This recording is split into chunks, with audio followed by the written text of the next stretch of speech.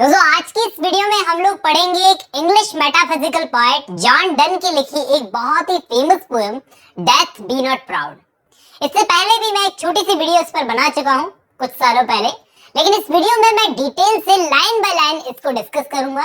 एक एक लाइन का ढंग से एनालिसिस करेंगे इस वीडियो में। चलिए, ये वीडियो बहुत ही कमाल की होने वाली है। मैं मिलता हूँ इस वीडियो के एंड में।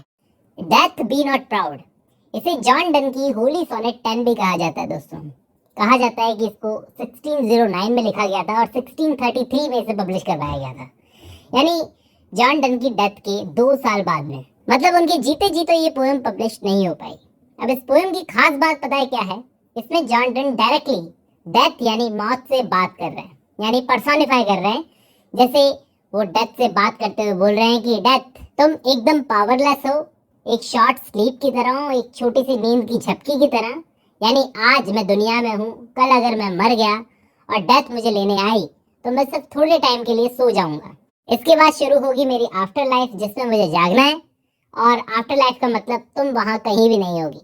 आफ्टर लाइफ में तो मौत का नामो निशान भी नहीं होता, मौत खुद ही मर जाती है। तो मौत कोई ऐसी भयानक चीज नहीं है जिससे बहुत डरना चाहिए मुझे, ऐसा कहते हैं जॉन डन। तो इसका मतलब यह है कि जॉन डन आफ्टर लाइफ में भरोसा रखते थे। मतलब ऐसा माना जाता है ना कि मौत के बाद में एक और जिंदगी होती है, तो ऐसे में जॉन डन उस पर भरोसा रखते थे। तो दोस्तों, हाँ, ये चर्च के मेंबर बन गए थे, चर्च से जुड़ गए थे और रिलीजन की तरफ इस वक्त तक इनका झुकाव बहुत ज्यादा हो गया था। और दूसरी चीज ये है कि ये लव पोएम्स लिखते लिखते होली सोनेट्स लिखने लगे। इस सोनेट को उन्होंने आयम्बिक पेंटामीटर में लिखा है और ये उनकी होली सोनेट्स का हिस्सा है। अगर आप नहीं जानते तो मैं आपको बताता हूँ होली सोनेट्स क्या है। ये जॉन डन की 19 सोनेट्स का 19 सोनेट्स का एक कलेक्शन था जो जॉन डन की डेथ के बाद में पब्लिश हुआ था। ये उन्होंने तब लिखा था, ये कलेक्शन उन्होंने तब लिखा था जब वो चर्च से जुड़ चुके थे और रिलीजन की तरफ उनका झुकाव ज्यादा हो गया था। और इन पोएम्स को उन्होंने इटालियन पोएट पेट्रार्क के स्टाइल को फॉलो करके लिखा है। ये वो फैक्ट्स हैं जो आपको नोट कर लेने चाहिए। और इसको होली सोनेट 10 कहा जाता है, डेथ बी नॉट प्राउड। ये 2 नाम है इसके। इस पोएम के जरिए वो हमें और हम जैसे बहुत सारे इंसान जो भी मौत से डरते हैं उन सबको हिम्मत दे रहे हैं कि मौत कोई डरने वाली चीज नहीं है। चलिए, मैं अब टेक्स्ट पर चलता हूँ। डायरेक्टली हम लोग लाइंस को एक्सप्लेन करने की कोशिश करते हैं। पहली लाइन में वो बोलते हैं कि डेथ बी नॉट प्राउड, कि मृत्यु इतना घमंड मत करो, मौत तुम अपने आप में इतना घमंड क्यों कर रहे हो। पहली लाइन में वो डायरेक्टली डेथ को एड्रेस करते हुए बोल रहे हैं कि death be not proud, death तुम अपने आप में इतना घमंड मत करो। 2, इसलिए सम हैव कॉल्ड दी, कि कुछ लोग तुम्हें माइटी एंड ड्रेडफुल बुलाते हैं। माइटी एंड ड्रेडफुल का मतलब होता है, यानी माइटी का मतलब तुम बहुत ताकतवर हो और ड्रेडफुल का मतलब है कि लोगों को तुमसे डरना चाहिए, फियरफुल हो तुम। इनफैक्ट तुम तो ऐसी बिल्कुल भी नहीं हो। आगे वाली लाइंस में वो बोलते हैं for those whom thou thinks thou dost overthrow, क्योंकि जिन लोगों को तुम अपने साथ में ले जाती हो और सोचती हो कि उन लोगों को मौत आ गई, मतलब तुमने ओवरथ्रो कर लिया। यहाँ पर ओवरथ्रो करने से मतलब यह है कि तुमने उन्हें अपने शिकंजे में कस लिया। मतलब वो लोग जो मर गए अब तुम्हारे चंगुल में आ चुके हैं, डाई नॉट। वो लोग मरते ही नहीं है। फॉर योर काइंड इन्फॉर्मेशन मैं तुम्हें बता दूं कि वो लोग मरते ही नहीं है कभी। क्योंकि तुमने उन लोगों की लाइफ्स को ओवरथ्रो कर लिया, लेकिन सच ये है कि एक्चुअली वो लोग मरते ही नहीं है। Poor death. यहाँ पर पुअर डेथ बोलने का मतलब यह है कि वो डेथ का मजाक उड़ा रहे हैं कि बेचारी डेथ, तुम क्या लोगों को मारोगी, तुम्हारे पास तो कोई पावर ही नहीं है, तुम पावरलेस हो। नॉर येट कांस्ट दाउ किल मी, और तुम तो मुझे भी नहीं मार सकती। यहाँ पे कांस्ट का मतलब है दोस्तों कैन नॉट, दाउ मतलब तुम, किल मी तुम मुझे मार ही नहीं सकती। तो वो कह रहे हैं कि कल अगर तुम मुझे भी अपने साथ में ले गई ना तो मैं भी मरूंगा नहीं, मुझे भी तुम मार नहीं सकती। फ्रॉम रेस्ट एंड स्लीप, तुम एक शॉर्ट स्लीप की तरह हो कि कोई इंसान एक रेस में भागता भागता थक गया और थोड़ी देर के लिए वो बैठकर रेस्ट कर रहा है या सो गया, तो इससे ज्यादा तुम कुछ हो नहीं, तुम एक रेस्ट या स्लीप की तरह हो। विच but thy pictures be much pleasure then from thee much more must flow। In lines का मतलब क्या है? इन लाइंस का मतलब ये है कि किसी इंसान को अगर मौत आ जाए तो इससे ज्यादा प्लेजरेबल चीज उसके लिए कोई और हो नहीं सकती। जॉन डन यहाँ पर बोल रहे हैं कोई और चीज हो क्या सकती है अगर एक इंसान को डेथ आ जाए, एक शॉर्ट स्लीप उसको मिल जाए कि वो भागता भागता थक गया और थोड़ी देर के लिए बैठ जाए, रेस्ट कर ले, सो जाए, थोड़ी देर के लिए उसे आराम मिल जाए तो वो फिर से एनर्जी से भर जाएगा। आगे वो क्या बोलते हैं, एंड सूनेस्ट, और बहुत कम उम्र में, यहाँ पर सूनेस्ट का मतलब है बहुत कम उम्र में, और बेस्टमैन, और बेस्टमैन का मतलब कुछ लोग होते हैं जो बहुत कम उम्र में मर जाते हैं। दोस्तों, आपने देखे होंगे अपने आसपास लोग जिनकी खबर सुनकर हमें लगता है कि ये बहुत कम उम्र में चला गया, इसे अभी नहीं जाना चाहिए था।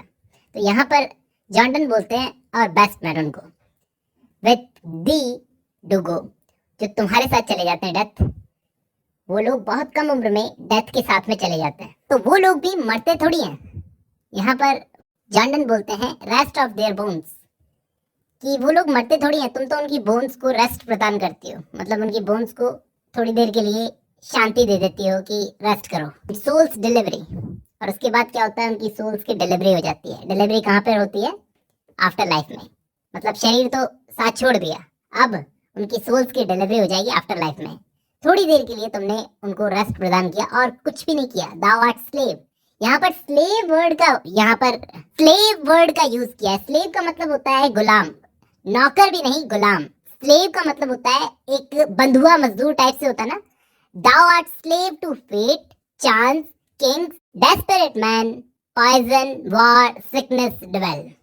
यहाँ पर दोस्तों डेथ को एक स्लेव की तरह बताया। वो स्लेव किसकी है? Fate, chance, kings, desperate man, poison, war, sickness. इसका मतलब यह है कि डेथ की अपनी खुद की कोई औकात नहीं है, वो खुद से कुछ भी नहीं कर सकती। वो एक स्लेव है, यानी गुलाम की तरह है। किसकी? Fate, chance, kings, desperate man, poison, war और सिकनेस। ये सारी चीजें होंगी तभी उसे मौका मिलेगा कि वो किसी को अपने साथ में ले जा सकती है। फेट या चांस का मतलब है किसी की किस्मत खराब हुई। किंग्स का मतलब है किसी राजा ने किसी को मारने का हुक्म दे दिया। डेस्परेट मैन का मतलब है आशिक है जिसने सुसाइड कर लिया अपने बेलोवेड के लिए। पॉइजन का मतलब जहर, और वॉर का मतलब लड़ाई में मारा गया। सिकनेस का मतलब बीमारी में मारा गया। ये सब चीजें होती है तभी डेथ किसी को ले जा सकती है। उसकी खुद की कोई मर्जी नहीं चलती कि वो जाकर किसी को मार दे, ऐसे ही नहीं। ये सब चीजें होंगी तभी जाकर वो किसी को मार सकती है। इसलिए यहाँ पर एक स्लेव का है कि तुम गुलाम हो इन चीजों की, तुम्हारी खुद की कोई औकात नहीं है। तो जॉन डन का गुस्सा दिख रहा है ना डेथ पर आपको, वो एक सर्वेंट भी बोल सकते थे डेथ को, वो यहाँ पर स्लेव बोल रहे हैं कि तुम तो स्लेव हो और तुम क्या करती हो, तुम्हारी औकात क्या है, तुम करती क्या हो? तुम वही करती है जो पॉपी। पॉपी का मतलब क्या होता है दोस्तों? एक टाइप का पौधा होता है जो नशीला पौधा होता है, जिसको अफीम की तरह यूज किया जाता है। ठीक है, किया जाता था, अब तो बैन है शायद। अफीम लेकर आदमी थोड़ी देर के लिए सो जाए तो अफीम भी वही काम करती है जो तुम करती हो। ठीक है। और चार्म्स, चार्म्स का मतलब होता है किसी को हिप्नोटाइज कर दिया, तो हिप्नोटाइज करके भी वही होता है, थोड़ी देर के लिए आदमी सो जाता है। Can make us sleep as well, तो पॉपी और चार्म्स भी हमको थोड़ी देर के लिए सुला सकते हैं। तो तुम कोई ऐसा बहुत भयानक काम तो कर नहीं रही। और सुनो, यहाँ पर डेथ की कैसे धज्जियां उड़ाते हैं, वो बोलते हैं and better than the stroke, कि मतलब पॉपी और चांस तो तुमसे भी बेटर तरीके से ये काम कर सकते हैं। वाई स्वेल्स्ट दाउ देन, यहाँ पर स्वेल्स्ट का मतलब यह है कि तुम क्यों अपनी छाती फुला रही हो। स्वेल्स्ट का मतलब होता है फुलाना, छाती फुलाना। तो तुम क्यों अपने आप में प्राउड फील कर रही हो, तुम क्यों अपनी छाती फुला रही हो? तुम वही काम करती हो जो पॉपी और चार्म्स, हिप्नोटाइज करके किया जा सकता है किसी को, या फिर अफीम सुंघाकर किया जा सकता है, बल्कि वो चीजें तुमसे बेटर ये काम कर सकती है। और ये आखिरी की 2 लाइनें हैं दोस्तों, इनको गौर से सुनना। क्या बोलते हैं? वन शॉर्ट स्लीप पास्ट, और एक बार जो हमारी डेथ की नींद पूरी हुई, एक बार जो हमारी डेथ की नींद पूरी हुई, वी वेक एटर्नली, हम फिर से जाग जाएंगे। ऐसा तो है नहीं कि तुम हमेशा के लिए हमें सुला दोगी ना, ऐसी गलतफहमी में मत रहना। वी वेक एटर्नली, हम फिर से जाग जाएंगे। And death shall be no more, और वहां पर आफ्टर लाइफ के अंदर कोई भी डेथ नहीं होगी, डेथ का नामो निशान भी नहीं होगा। डेथ क्या होती है आफ्टर लाइफ में, किसी को कुछ पता ही नहीं है। डेथ दाउ शैल डाई, और वहां पर तुम मर जाती हो। डेथ आफ्टर लाइफ के अंदर तुम मर जाती हो।